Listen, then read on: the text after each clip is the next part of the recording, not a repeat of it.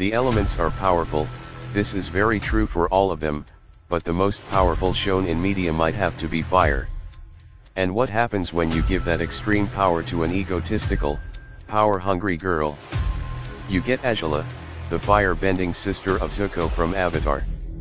And Cinderfall, the main antagonist against Team RWBY from RWBY. The story of Cinderella is a classic to time, everyone should know her story and how it ends with her getting what she always wanted. Too bad the Cinder got the fall instead of the Rella. Cinderfall, just like Cinderella, had a nasty childhood, more so than Cinderella as she started off as an orphan who was always getting mistreated. Even after getting adopted by a maiden, she was shocked, bullied, and was just the pet of the family, even after unlocking her semblance. With this semblance she can control heat in a way, even being able to cause explosions with enough firepower. She couldn't control it well and was making a scene with it, they just took her back and shocked her for doing so, treating her like trash for years, causing her to steal a sword to possibly even kill her own family at the age of 10, though was convinced not to by a man named Rhodes and decided to secretly train her to be a huntress. Training her in sword combat, and hand-to-hand combat. Obvious foreshadowing aside, few years later she was caught with a sword that Rhodes had gifted her and told their madam about it. By the time Rhodes showed up again, it was too late, Cinder had finally used it. Killing her two stepsisters and her mother even while being shocked to the end. Guess old habits die hard, huh? This action betrayed Rhodes' trust, despite her clearly broken smile and laugh. He drew his swords and attacked, ultimately dying at her hands as well. This event completely changed Cinderfall, breaking her mind into a dark path, which started with her joining forces with Salem for the promise of gaining godlike maiden powers. Now matured and being a constant threat to Team RWBY, that's RWBY with a W by the way, she needed the firepower to compete against such strong warriors. Thanks to the power of her semblance and a hint of dust to control fire better, she can. With her dust and semblance she can control fire, which is magic, so it's not normal. She can shoot fireballs, use it to blast her off like a rocket and fly, and that combined with her incredible skills, make her a worthy opponent.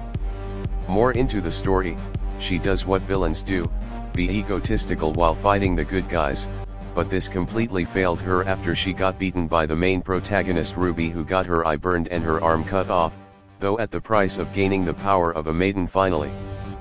This new power lets her conjure up weapons, her favorites being swords of course, which she can use as explosions so nobody could even use her swords against her. That's not all, with her arm gone, she gains a new one called the Shadow Hand, which can both regenerate itself and grow, kinda like Majin Buu. She can even steal magic from other people just like she did to Amber by using a special glove, something her new arm can do as well. Even before this power up, she was strong enough to take on plenty of Grimms and hunters like Ruby Rose for example, and even Yang, who once got punched so hard that she broke through a thick stone pillar which broke her aura. Aura being a, well, aura that protects the person from more harm, it also amplifies a person's power as well. Her best feat, however, has to be the time she melts through the floor of the Amity Arena with just sheer firepower, equaling to around 2.91 kilotons of TNT. She's fast enough to casually block sniper rounds from Ruby Rose and can even scale to Emerald, who dodged natural lightning, meaning she can dodge and react to around Mach 352. With all this power, it's no wonder why she's such a threat to RWBY and her team. Just makes the rest of us hungrier! And I refuse to starve. Long ago, the four nations lived in harmony, until the Fire Nation attacked. And when the people needed the Avatar, a person who control all four elements, something a normal person cannot do as they can only control one, vanished, leaving the world to be ruled by the Fire Nation for decades. There has been many Fire Lords, and the most recent one has 2 children, Zuko and Azula, though Azula was definitely the more liked one, as their father said Azula was lucky to have such power when born, while Zuko was lucky to be born. See, she's stronger because she has blue fire, I guess. Though she still got the short end since her mother liked Zuko more, even calling Azula a monster because of how similar she was to the Fire Lord who was slowly driving her insane.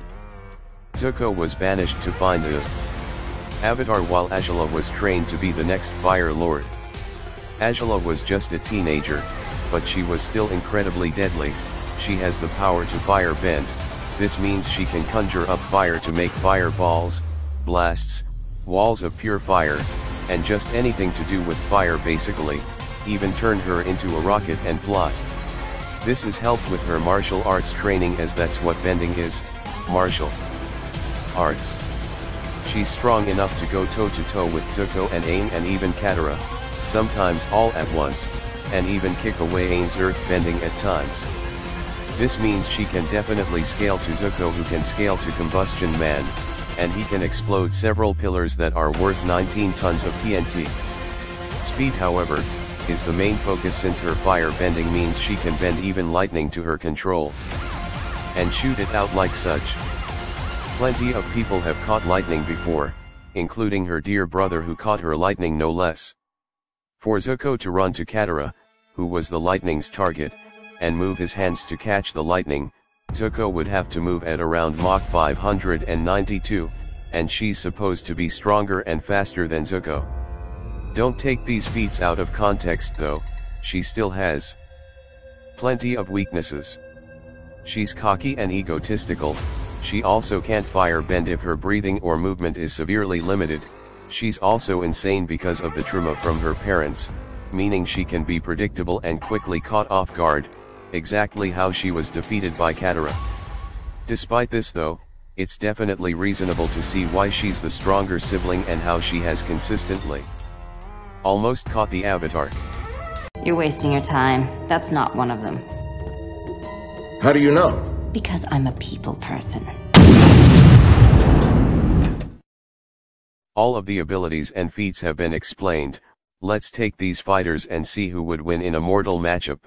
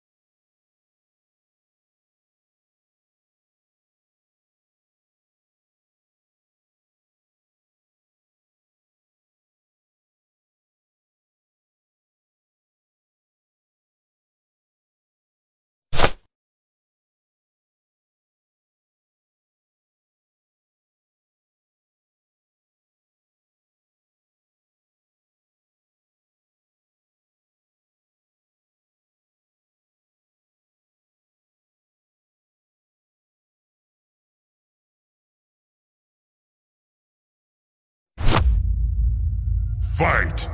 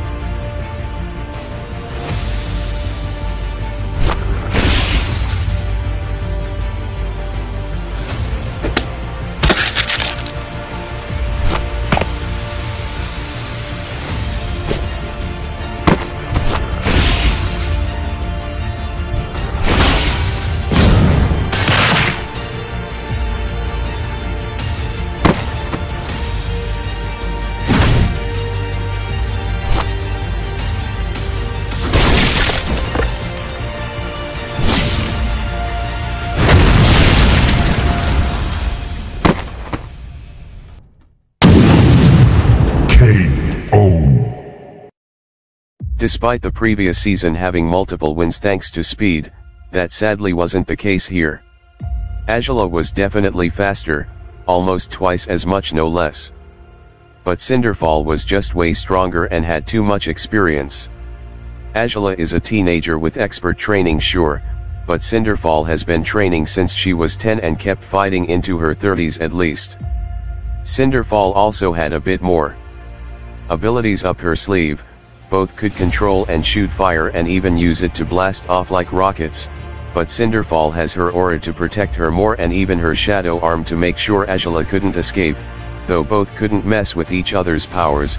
Azula bends fire with a spiritual connection to it, and couldn't bend magic. Same with Cinderfall, she couldn't take Azula's power since she doesn't use magic or dust. Another thing is, Cinderfall can summon and control multiple swords and even have them explode, so Azula couldn't even use them like Cinder could. In the end, Cinderfall just had the strength, experience, and abilities to put an end to Azula. The winner is Cinderfall.